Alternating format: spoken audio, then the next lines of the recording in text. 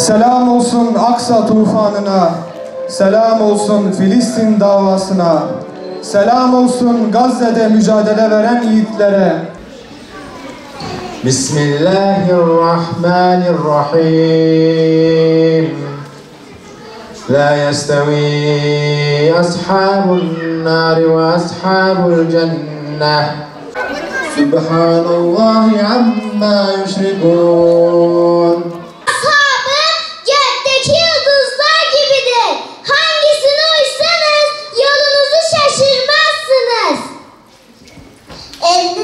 Enes bin Malik radıyallahu anh tarafından rivayet edildiğine göre Resulullah sallallahu aleyhi ve sellem şöyle buyurmuştur.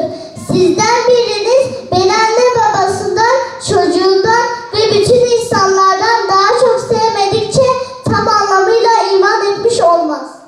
Kardeşler, biz peygamber sevdaları olarak bütün kardeşlerimizin, bizi seven bütün toplumumuzun her bir ferdinin saatlerini, günlerini, haftalarını, aylarını, yıllarını Allah-u Teala'nın istediği şekilde geçirmelerini istiyoruz. Bu uğurda çaba sarf ediyoruz. Bizim niyetimiz neslimizin ihya ve inşasıdır. Biz kötülüklerin azalmasını, iyiliklerin çoğalmasını istiyoruz. Hamd, alemlerin Rabbi olan Allah'a mahsustur.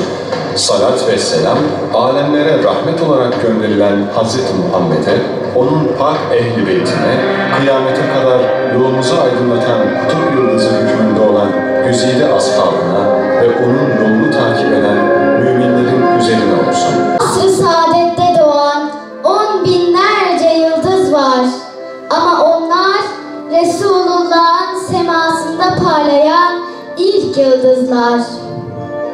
En önce o, fahri kainatın muhterem zevcesi. İslam'dan önceki vasfı tahire, yani temiz.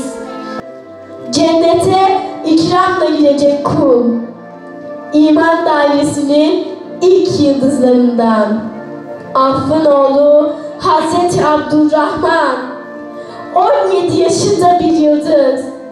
Resulullah'ın anam babam sana feda olsun dediği İran'ın fatihi. Eğer sen dininden dönmezsen hiçbir şey yemeyeceğim diyen annesine 1000 tane canın olsa ve hepsini teker teker versen ben bu dinden asla dönmem diyen delikanlı. Ölmüşlerimize rahmet eylesin. Filistin'de direnen yiğitlere izzetli zaferler ihsan eylesin. Mübin bir fetih nasip eylesin. Başta terör rejimi, terör çetesi olmak üzere bütün avanesini, bütün ortaklarını kahrı perişan eylesin. Şimdi çok üzüleceğiz de biraz şöyle havayı dağıtalım. Sabah 8.30'da. Ya dedim mübarek bu kadar geç niye yapıyorsunuz? Sabah namazı kaçta oluyor burada? Sabah namazı 5'te mi oluyor? Ya az önce söyledik ya, biz Zübeyir bin Avvam'dan bahsedeceğiz ama biz istediğimiz kadar anlatalım. Onu en güzel şu anda kim anlatıyor? Onu en güzel şu anda Gazze'nin yiğitleri anlatıyor. El-Kassam'ın yiğitleri anlatıyor. Bugün çok güzel bir hoca paylaşmış, çok hoşuma gitti. Diyor ki, bir hoca anlatıyor. Yıllarca diyor, ben cemaatime Fatiha suresinin manasını anlattım. Bugün diyor şu kızı gördüm, şu kadını gördüm. Filistin'de ölenlerin başında, görmüşsünüz videosunu. Ölenler, çocukları, eşi, yakınları, ölenlerin başında Allah-u Teala'ya hamdolsun diyor. Benim ailemden de şehitler kabul etti. Kadın konuşuyor, diyor ki ben yıllarca gevezelik etmişim diyor. Bu hoca diyor ki yıllarca gevezelik etmişim. Demek ki Fatiha suresinin tefsiri buymuş. Fatiha suresi böyle anlatılıyormuş.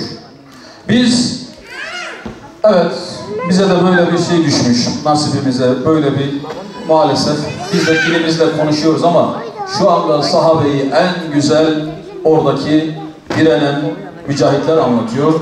Sabırla tahammül eden Gazze'liler anlatıyor. Dikkat edin, Filistin'deki gerek şehitlere, gerek yaralılara, gerek direnen mücahitlere, bütün hepsi konuşmalarının içerisinde ne söylüyorlar? Neyle başlayıp neyle bitiriyorlar? Ayetle başlayıp ayetle bitiriyorlar. Ayetle başlayıp çocuklar bile ayet okuyor. Küçücük çocuk bile ayet okuyor. Bakın Kur'an-ı Kerim şu anda en güzel anlatan kimler? Şu anda Filistin'de, Gazze'de. Hasan el-Benna, Şehit Hasan el-Benna merhum ne demişti? Cihad olmadan Kur'an anlaşılmaz. Cihad etmeyen bir millet, cihadı unutmuş bir millet Kur'an anlayamaz. Anlayamazsınız Kur'an'ı. Açarsınız, okursunuz, Ramazan'da okursunuz, hatim yaparsınız. Ama bu Kur'an ne diyor anlayamazsınız. Cihad olmadan Kur'an anlaşılmaz. Cihad olmadan zalimin karşısına dikilmeden, Amerika'nın karşısına dikilmeden, işgal rejiminin, bu lanetli rejimin karşısına dikilmeden inan ne peygamberi anlayabiliriz, ne sahabeyi anlayabiliriz, ne Uhud'u anlayabiliriz, ne hiçbirini anlayamayız. Onlar, bakın şu mücahitler, şu direnenler bir ayet okuyor Allah Allah. Ya bu ayetin manasını biz daha önce okuduk ama sanki yeni anladık bu ayetin manasını. Yeni anlıyoruz gibi. Yeni anlıyoruz gibi. Cihad olmadan, inanın şu zalimlerin karşısına dikilmeden istediğiniz kadar ayet ezberleyin, hadis ezberleyin. Şu anda o meşhur Kabe imamlığı yapan Südeysi. Bu adam hafız ve bu adam yıllarca orada namaz kıldırdı. Değil mi? Kabe'de namaz kıldırdı. Anlamış mı bir şey? Bir şey anlamış mı? Hiçbir şey anlamamış. Hiçbir şey anlamamış. Çünkü Allah-u Teala senin göğsünden çekmiş onu. Almış çıkartmış onu. Elhamdülillah biz bugün Filistin'de direnenler sayesinde ayetleri anlıyoruz. Kur'an'ı anlıyoruz. Hadisi anlıyoruz. Siyeri yeniden anlamaya başladık. Peygamber Efendimiz'i yeniden anlamaya başladık. Ya Allah Allah, münafık kimmiş? Yeni anlıyoruz. Allah Allah, münafıklar doğru ya. Kur'an-ı Kerim'de bu kadar bahsedilen münafıklar, bunlar da evet aynen ta kendileriydi. Kur'an-ı Kerim'de veli edinmek diye bir kavram var. Veli edinmek. Dost edinmek diye çeviriyorduk. Veli edinmek buymuş. Şu anda Amerika'yı veli edinenler ortaya çıktı mı? Çıkıyor. İngiliz'i veli edinenler ortaya çıkıyor mu? Çıkıyor. Kur'an-ı Kerim'de övülen Hristiyanlar var. Övülen Hristiyanlar. Şu anda yeni anlıyoruz. Texas'ta, daha bugün San Francisco'da, bilmem Amerika'nın şunun hangi şehirlerinde yolları kapatanlar, istasyonları kapatanlar. Allah Allah, bunlarmış bunlar. Kur'an-ı Kerim'in övdüğü Hristiyanlar bunlarmış. وَلَقَدْ كَرَّمْنَا بَنِي Adem. Biz Ademoğlunu muhakkak ki şerefli kıldık. Müslümanı demiyor. Ademoğlunu demek ki şerefli kılınanlar bunlarmış. İnanın en korktuğum şey şu. Bugün televizyonda da söyledim.